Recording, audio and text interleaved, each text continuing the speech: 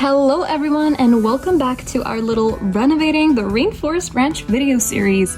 I am sorry it took so long to finally upload part 2, 2 months, but trust me, there's some good reasoning behind it and it's definitely worth it to stay for the rest of the video. First of all, I just want to say, I don't know what the hell was wrong with my voice last video, but let's just skip over that. At first, we continued working just like before, stripping down broken walls, getting rid of old paint and debris, and cleaning up around the house. You can see how easily everything just peels off. So sadly, just leaving it as it is and painting over it wasn't an option, even temporarily. Anytime someone just brushed up against a wall, it would nearly crumble. The issue is working with just 3 people on an entire house and barely having time to come out on weekends. Yeah, things were moving extremely slowly. Not to mention, we cleaned up between every single step to avoid dirt buildup or inviting more bugs in, which definitely slowed progress down even more. We did hire an exterminator because the cockroaches and bugs were getting way too much for us to handle. Yeah, we are in the middle of the rainforest, so bugs will be unavoidable, but at least getting rid of the ones that were inside the house helped a little bit. We started considering bringing in outside help, hoping contractors could handle the more demanding work so we could focus on the tasks we were actually able to manage ourselves. It definitely didn't help that during this time I had wisdom teeth removal surgery.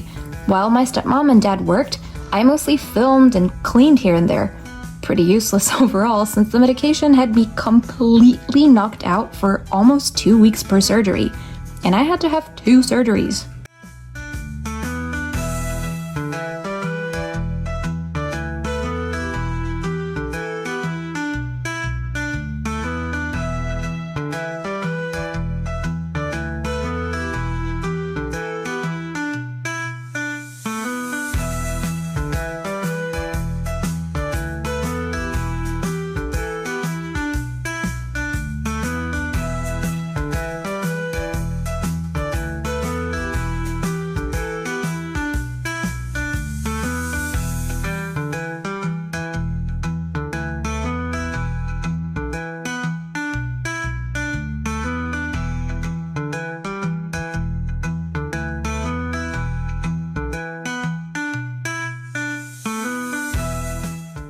We cleaned up the little outdoor kitchen and tested it thoroughly before giving the whole DIY approach one last try. Luckily, we have an architect here, shout out to my stepmom, who has experience making ecological concrete from mud and some other ingredients I honestly can't remember. It's an amazing option in the middle of the rainforest. I was willing to learn, though my main task ended up being watching the dog, which, hey, I'm not complaining about that.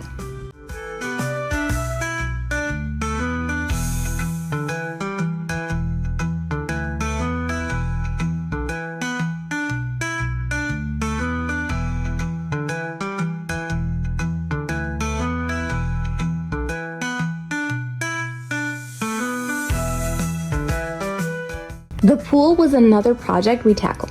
It was full of frog eggs, tiny fish, and, of course, mosquito larvae! Yay! We drained it completely, scrubbed it inside and out, and refilled it while adding some ecological pool treatment. Our pool, just as the rest of our house, actually runs on water from a nearby waterfall. Don't worry, this is totally okay and safe, and no, none of the house chemicals end up in the water.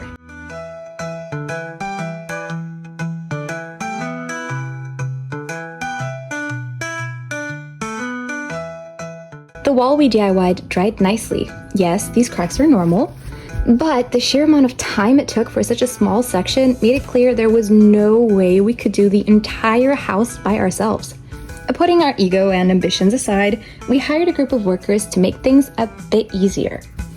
With that, we could focus on the rainforest garden and actually enjoy the vibrant greenery and friendly animal visitors we often get. From limes to papayas, our little ranch is filled with naturally growing fruit trees, which definitely saves us a grocery trip or 2. From then on, we stayed more on the sidelines, visiting less regularly but helping where we could, Progress was still slow, but faster than anything we could have achieved alone. Sadly, around this time, the dog that had lived on the farm disappeared.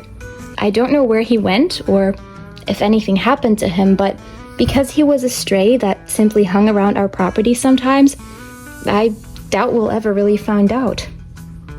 I hope he's okay though. He was such a sweetheart.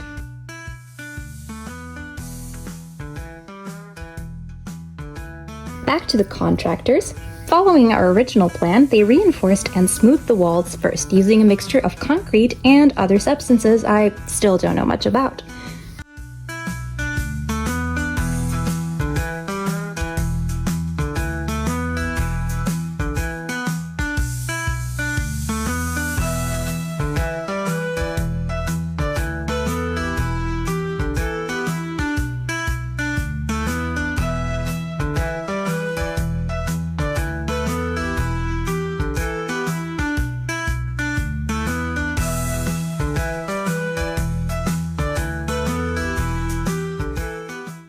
They started out outside, then moved indoors.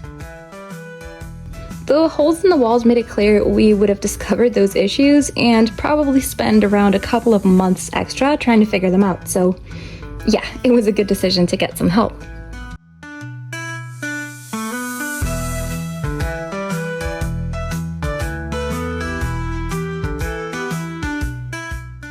Outside, we set up a fence to define our property line. As much as we adore our neighbors, we adore privacy a little bit more, and fencing was something we could handle ourselves.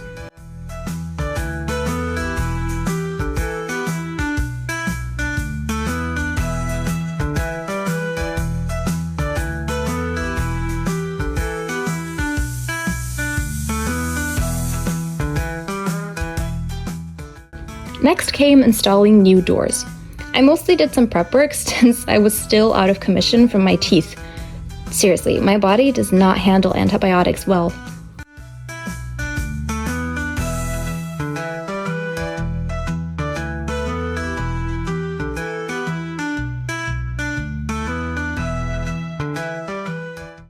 At this point, the difference was incredible.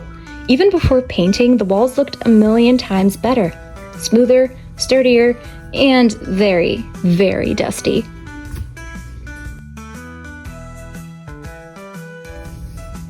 I painted my room with a clear coat after scrubbing everything down, then began the long painting process.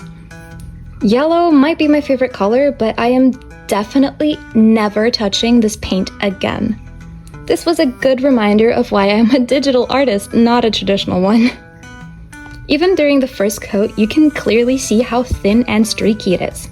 Partially due to my inexperience, but also because the paint wasn't suited for this type of wall. It's actually a paint made for floors, and that became painfully obvious with later coats. The color turned out vibrant and beautiful, so I can't complain about that.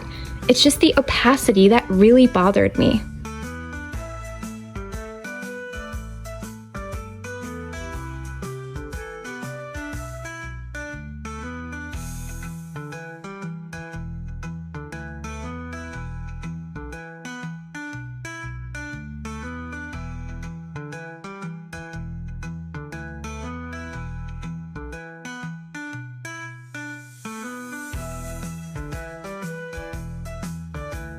Choosing my room's color was fairly random. We're leaning into a colorful, maximalist design with bohemian inspiration.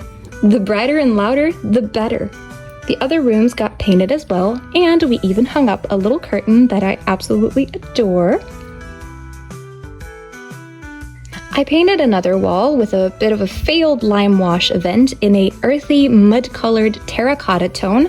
And sadly, my phone died while I was painting it, so I lost that footage. This wall was meant to be dark purple, but the color mixing didn't quite work out. Still, this almost pink tone turned out pretty cute, if I dare say so myself.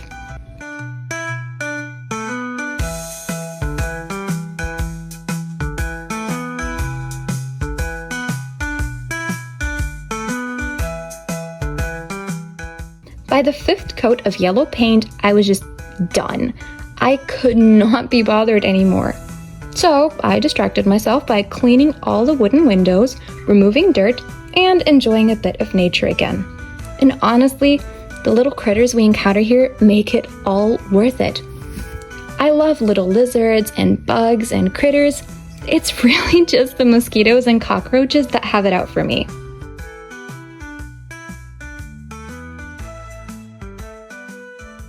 Even though we're nowhere near finished, I think everything we've done so far has paid off immensely.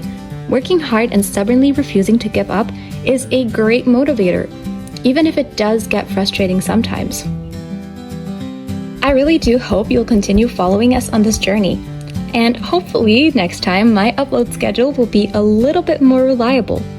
Thank you all so much for watching, and I hope you check back in next time for a new update, or who knows, maybe finally some more horse content. My username is Rika's Ponies after all, and so far there hasn't been much ponies on this channel.